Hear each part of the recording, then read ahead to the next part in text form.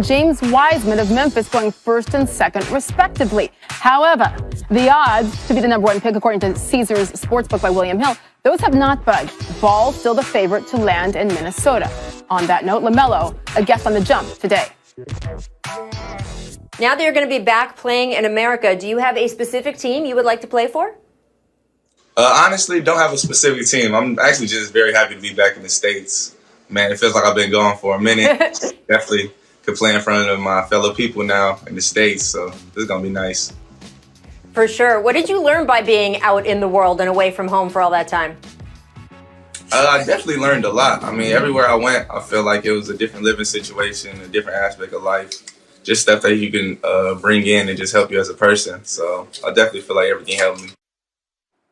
Let's keep this going by bringing in our NBA champion, Richard Jefferson. And so there you go. LaMelo says he's ready to go number one in Minnesota. Our latest mock draft, you saw him going number 3 to Charlotte. So, RJ, when you watch LaMelo, in your mind, what makes him a top 3 talent? Well, I think his versatility. And I met him probably about 18 months ago, and even at that point in time, I'm 6'7". I was looking up at him, so he's a good 6'8" plus. He has the ability to shoot. He has the ability to pass. He's a very versatile guard. I think the difference between him and his brother is probably a little bit better of a defender, where LaMelo's a little bit better of a shooter. So I think there's pluses and minuses, but this is a very unique draft where I don't think that there's a clear number one. I think most of these teams are looking based off of need. Which is what they absolutely should be doing. That's what the GMs and the presidents always say. It's about need first, regardless of their plans. Last year's draft, of course, it was all about Zion. His then GM, David Griffin, he acquired LaMelo's brother Lonzo as a part of that AD trade with the Lakers. And so yesterday, Richard, another blockbuster haul in return for Drew Holiday.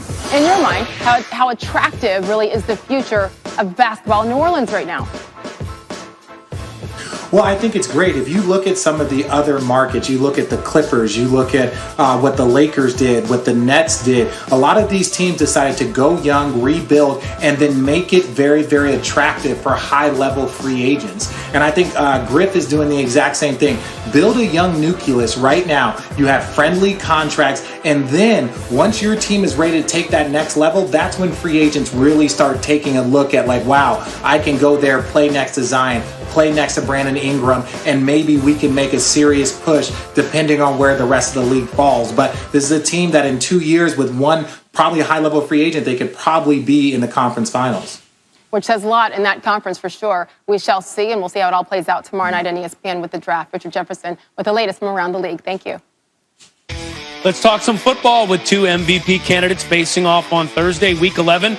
But let's revisit the last time they faced off, shall we? Flashback to the Seahawks taking on the Cardinals on October 25th. We begin with Murray. Remember this? Why is he smiling? Oh, that's because he's got DeAndre Hopkins in single coverage. Finds him in the end zone for a touchdown. Cardinals pull within 3.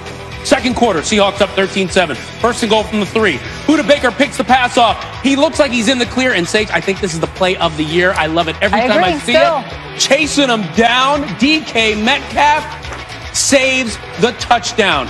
So good, you got to see it again. Look at that top-end speed. What is this guy, like a 4.2, 4.3? Insane. Just makes it happen, saving that touchdown again. Then let's go to 1:13 left in OT. Seahawks ball, 3rd and 10 from the Arizona 48.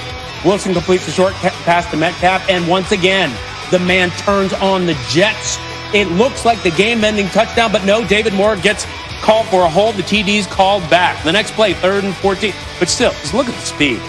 3rd and 14, next play, interception. Isaiah Simmons, Wilson's 3rd pick of the day, so Arizona takes over. They bring in Zane Gonzalez for a 48-yard field goal, and Gonzalez, money to win it. Cardinals, 37-34 in overtime, handing Seattle their first loss of the season. And here's both quarterbacks on the rematch. Kind of get a feel for, last year playing people twice. I don't think, for me it's any different, just preparing for another game. Obviously, it's a divisional opponent. Anybody can be beat, no matter who you play. So for me, I just got to go out there and execute. Offensively, we got to go out there and execute, play good complementary football, and give ourselves a good chance to win the game. We're looking forward to this matchup. We're looking forward to this challenge. They're a great football team. They're playing great.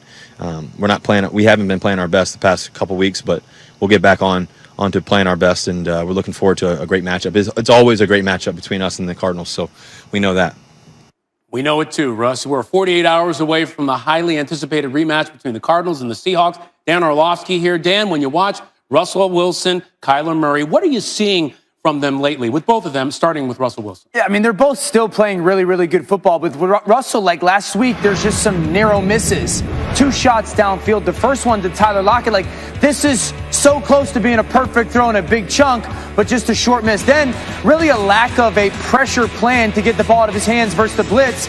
Then, Ryan, there's this pressure that he's putting upon himself, knowing the defense isn't playing great football, and then these uncharacteristic interceptions that you go, that's not Russell Wilson. All of that stuff for their offense and him has got to get cleaned up quickly. But for Kyler Murray, it's just this awesome growth, and it starts with his development on third down, understanding the situation, what's the coverage, here comes the pressure, ball's got to get out to that soft zone. Another one where, okay, 3rd and 13, nothing's open there. Let me use my legs. I'm a great athlete, especially down in the red zone. Go get a first down. That's so important for my football team. The passing game, some play action, using crossers, getting hop behind second-level defenders has been a big part of their offense. And Ryan, everybody knows this. The quarterback run down in the red zone has become such a weapon for this offense. So Russell's got to clean some stuff up. They got to have a better plan versus pressure on offense, and he's got to understand farm your own land, so to speak, like the defense. They got to play better. You got to handle yours. Kyler, just continue to grow and develop and do everything that he's been doing so well. Continue to take it to the next level. It looks like the sky's the limit for him. By the way, it's currently a 3-way tie for first in the NFC West between these two teams and the Rams. Looking forward to this one on Thursday night. Dan, thanks. Good stuff. And I'll tell you what, it's looking really good out there in the NFC. ESPN's Football Power Index gives the Saints a 28% chance to win the NFC this season. Best among all teams. Right behind are the Packers and the Bucs. Then it dropped down to the Seahawks. Now, the Saints' only Super Bowl trip came in 2009. Here's Tony and Mike of PTI with the battle atop the NFC. All right, Wilbon, at this point, which NFC team is your projected 1 seed going into the playoffs? All right, Tony, we're going to start this with process of elimination. The NFC East is eliminated. Whoever wins that division, that doesn't matter. The NFC West, I mean, by the time those 3 teams finish beating up on each other at the top of the NFC West, I'm not sure anybody's going to have what's left to have some momentum and really claim the playoffs. I don't think anybody from the South is going to. Tom Brady and Tampa, who everybody wants to anoint, they've had some embarrassing losses, actually, and New Orleans could take a step back with Drew Brees being out. So I'm going with the Green Bay Packers. I know the Packers are not a great world-beating team like they have sometimes been when they've gone into it as the clear number 1 seed. Doesn't matter. I'm going to pick the Packers going in now.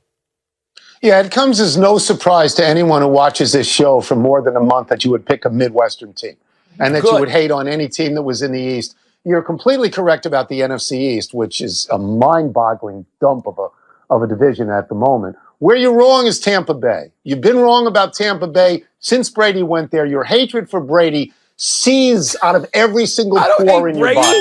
I don't hate Brady at all. You say, yeah, he's the GOAT. And then you destroy him all the time. And the golden boy. All that has to happen, like New Orleans would be the right pick, but you don't know because of Drew Brees. You don't know when he's going to get back. There are 3 great quarterbacks we're talking about: Tom Brady, Aaron Rodgers, and Drew Brees. And all that has to happen in the last 4 or 5 games is one of these teams goes 4-1, and they become the anointed one.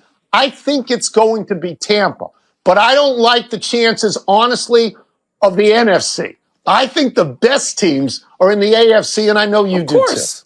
That's why we're picking the NFC, because it's harder. By the way, was the TV in your attic broken when Tom Brady and Tampa got beat 38-3? Was it broken when they lost the first game to New Orleans? Was it lost when Tom Brady went like that and didn't know what down it was? Again, Mike. You know what, Mike? The team that we won't put in this has already beaten Tampa Bay. Your Bears, they stink. That's right. I'll take that win. I'll take that. You take the I-95s. Own them. That's it. He's done.